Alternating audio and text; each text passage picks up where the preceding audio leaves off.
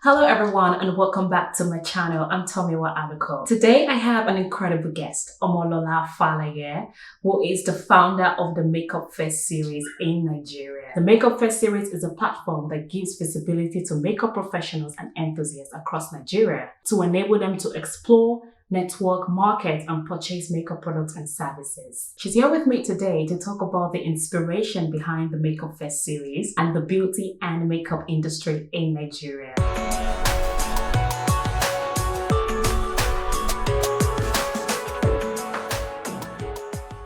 Thank you so much for joining me today. It's great to have you. Thank you, Tomiwa. Thank you for this opportunity. I appreciate it as well. Thank you. What inspired you to create such an incredible platform? So I would say that it's something that I was never in the beauty industry. So my story is a bit funny. So I used to be behind the scenes in laptop, IT, project management kind of girl. But I had a colleague. So this is just probably my story, summary of it, of how I even ventured into the beauty industry in the first place, before even the story of the Makeup Fest series started. So I had a colleague of mine who traveled to Lagos. I used to live in Abuja many years ago. I'm in Lagos now. Who traveled to Lagos? There was a launch. I think Slick Makeup was coming into Nigeria because it was a UK-based brand. Yeah. So they were launching in Nigeria, and there were two sisters who brought the brand into Nigeria. And so she had visited Lagos and attended the launch and felt that, they were giving franchises to different cities and states. And she wanted that for Abuja. And she came, she just came to talk to me about, like, oh really, what's that? Oh, it's a makeup brand. I'm like, oh really? Okay. She was interested. So for me, I was just trying to encourage a colleague who interested in having our own franchise. And I said to her, let's see what the products even look like. So we found the distributor in Abuja, looked at the product. They look quite different from what was existing in the market then. And I said, okay, so I was just encouraging her. But along the line, she had to go to the UK to do her master's. She moved with her family. And I said, what would happen to this entire thing that you're working on? And so I said, you know what? Let me just hold on to it for you. Maybe when you come back, you come and take over from where I started. But I didn't know that that was just going to be the beginning of my journey venturing into the beauty industry. And so that was it. I started and I just fell in love with the brand. I became a distributor. And the next thing, I was talking to Lagos about having a franchise in Abuja. Eventually, it happened. We opened the franchise.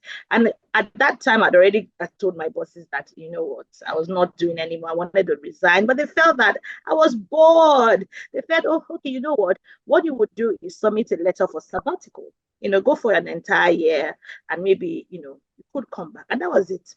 So I never really resigned because it wasn't a letter of resignation that I dropped. And that was it.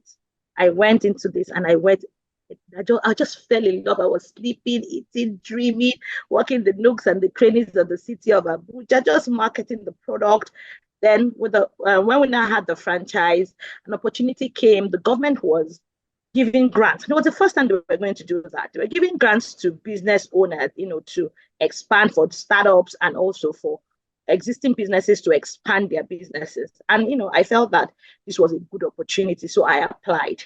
What I was applying for really was for the brand to expand it. But along the line, while putting together the application, I realized that most international brands kept saying that what they would do to market their products was attend beauty trade shows.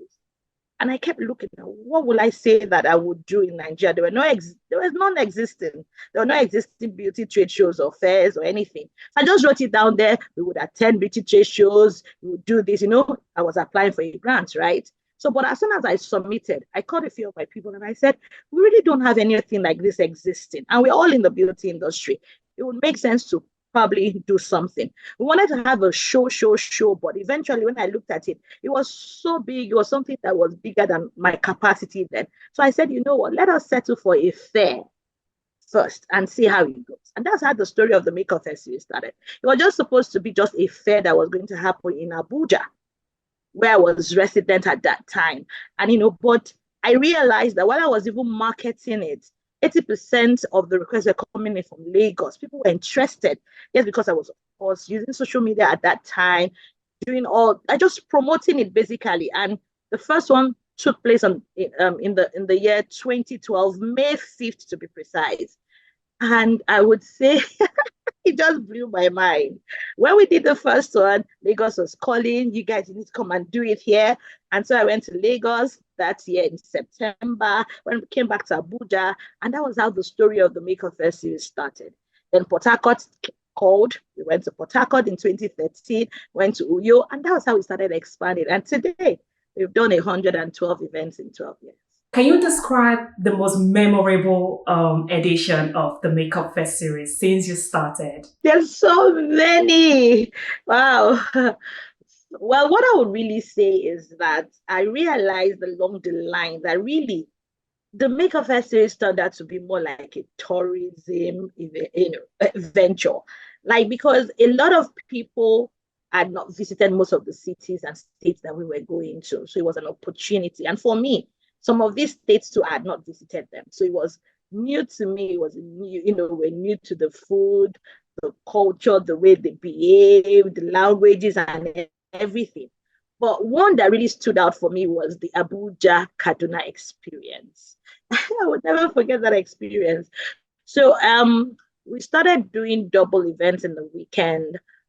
Port Harcourt and Owerri, where we would do a Saturday in Port Harcourt and do a Sunday in Owerri. They were like cities that were close to each other, but it used to be like a very hectic weekend. And so we decided to gamble that and also try that out with Abuja and Kaduna in a weekend. And I didn't foresee what was coming. We didn't realize how it was going to be very stressful, having to travel via train from Abuja after a hectic Abuja event on a Saturday.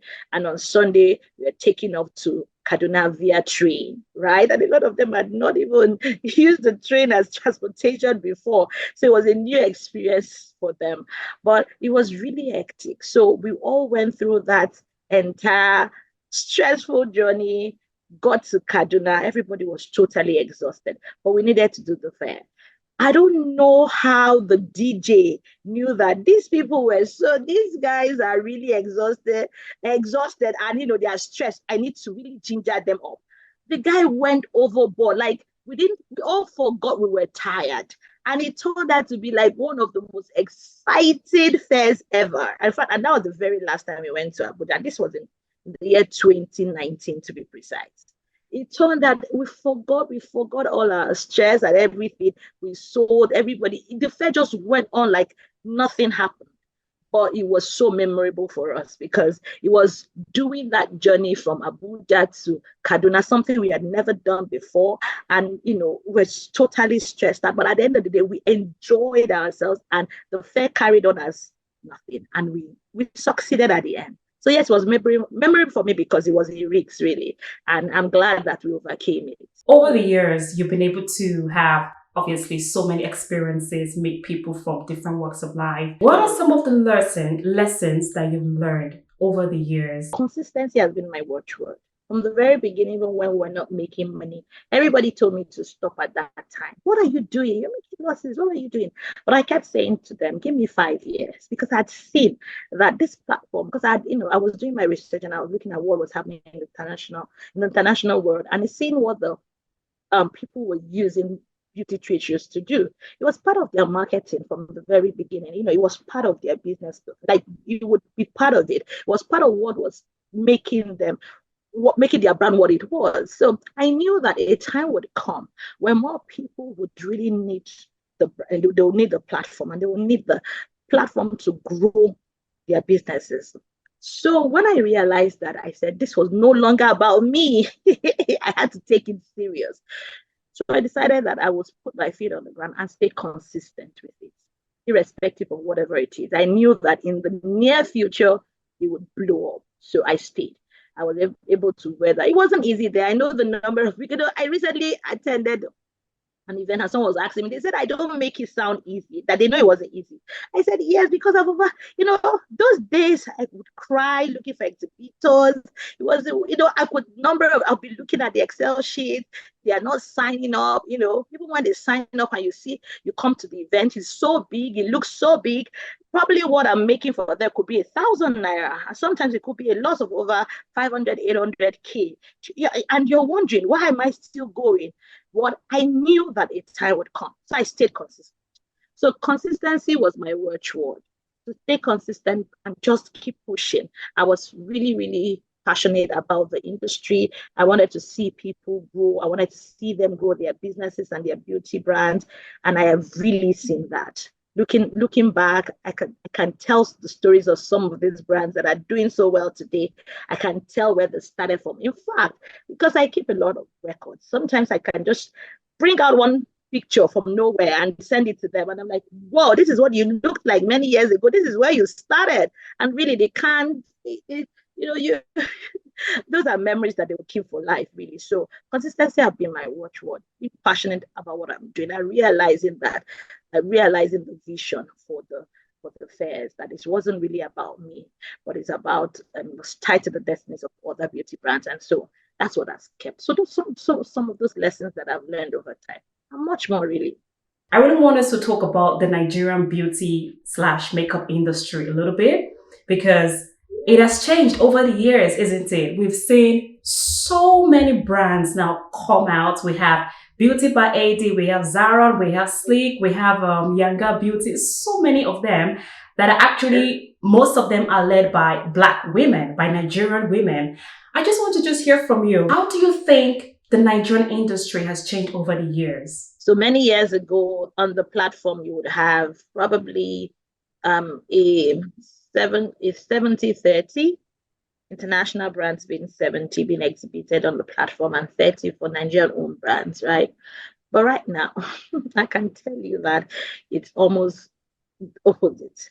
So you probably have the 70-30 Nigerian owned brands at 70 and the international brands at 30. They have just evolved. Like, it's amazing what this, and they're all young women doing amazingly well. Like, sometimes I'm like, whoa, I knew when she started. Look at, like, they launched and they just dived in. We could just tell that this was how it was going, and the next thing, boom, we have young ladies doing amazing, coming out with beautiful products, brands, and working hard at it. Like, they are so hardworking, creative. I am so proud of them. Like, I'm at the fairs, and each time I see someone is launching, because the fair is like a very perfect place to launch products. Probably new brands coming into the market want to launch, they want more visibility, and you are going around and you are just you're spoiled for choice because all the brands are good. Like, most of them are really, they've put in the work, and you can see. So I can tell you that they have evolved over the years. And there's still much more. I'm telling you, they can actually stand side by side right now in terms of the quality of the products. And I can tell you, everything on my face today is, I don't have any foreign product on my face. Yes. All owned by Nigerian brands. Yes. Most people will probably don't know that you don't only own makeup series, you also run the makeup Runway Africa and the Beauty Pitch Africa. Please tell us more about those two businesses and what you want to achieve with them. The makeup Runway was just for us. We found that because, of course, the makeup fair series is more for beauty owned of beauty brands and their owners, right? They want to sell, they want to connect and all that. But we know that our attendees, most of them are makeup artists, right? And doing amazingly well. So there wasn't really a platform for them to showcase their skills, right? In terms of not just bridal, but basically show their extraordinary skills, their talents, right? So we wanted to give them a platform to just come and unleash their creativity. So we started something called the Makeup Runway Africa, where you would apply to want to come.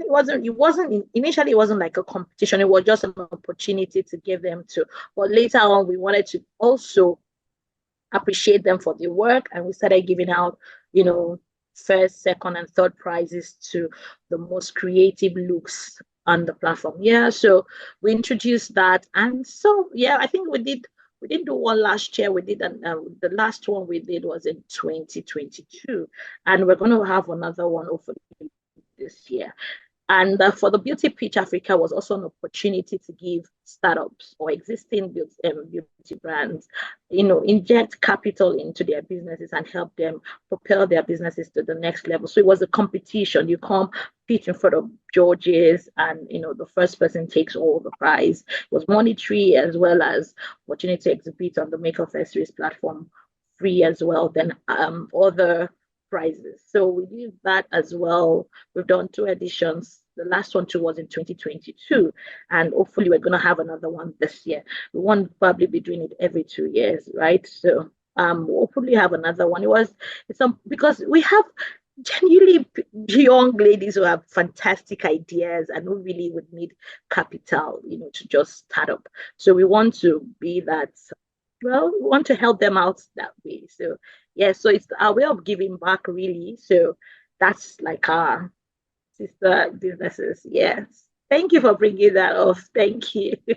And what's next for the Makeup Fest series? Where do you see yourself in the next few years? And before you talk about where you see yourself in the next few years, just tell me real quick, what's next for you?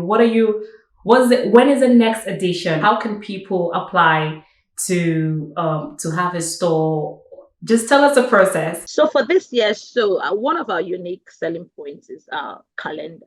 So we started many years ago to put together a calendar of all the events for the year. So which we usually would unveil at the beginning of the year. So people can prepare, those that want to attend, they save up and get prepared, save the dates for all the fairs, tickets for the entire year, right? So for 2024, we have also just unveiled the calendar, and we have 13 events, but we've also introduced something called the Maker Fair Series pop-ups. So we're probably going to be having smaller pop-up events in some selected cities that we can't really have big events there. So we're likely to do some pop-ups in some cities this year, but our major events are going to be 13 of them.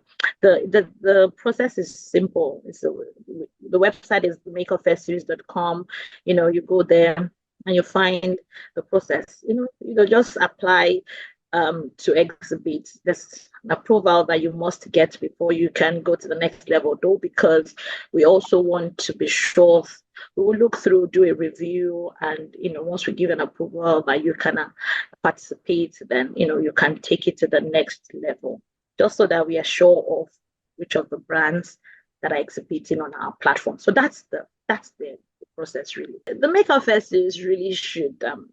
It's time. We have a lot of Nigerians, relocating and have more. We see the Maker Fest series in a few years' time, if not in the nearest future, coming to the UK, of course, the US, and maybe Canada, because we have most of our exhibitors and brand owners are moving, and we kind of have like an audience in some of these countries, and who are asking, even though already as it is with the fairs in Lagos, we have personal shoppers who come to the fairs to come and shop for the brought and send the products to them. Get a lot of those reviews, and I'm like, oh, what did you buy? Like, oh, I sent a personal shopper, I sent my sister to come buy. It would be nice for you guys to come over here. So in the near future, we would do that, but we also would look to see one day where we would have almost all the stores taken up by Nigerian doing amazingly well. I can't wait to see that happen, and also to see the growth of these existing ones as well. Then in the near future, probably still fill some of the gaps we have identified. And one of them, which I probably will just see now, is something called, which we probably will be launching soon, is called the Beauty Press Africa. Having stayed behind the scenes and been doing this thing for 11, well, this is the 12th year right now, we still have a gap that has not been filled, which I tried to fill in 2014, but I left it, but I'm bringing it back. We need to have a hub where you can come and find all the news about makeup and beauty brands that exist in Africa. We don't have that hub. We don't have that platform. So we'll be launching something like that. It's like a hub and a website where everything, someone is launching a product, she's opening a new store, they're doing they are really doing amazingly well. So we want to put the spotlight on them. That's fantastic. I can't thank you enough for your time. I'm just amazed by your outreach and the positive change that you've made in the lives of people and businesses in Nigeria. So thank you so much for coming along today and just talking to us. I really do appreciate your time. Thank you. Thank you, Tomiwa. Thank you for this opportunity. I appreciate it as well. Thank you. Thank you so much for joining me today. If you've enjoyed this video, don't forget to like, share, and hit the subscribe button below so you won't miss any of my upcoming videos. Thank you all so much. I'll see you in my next video.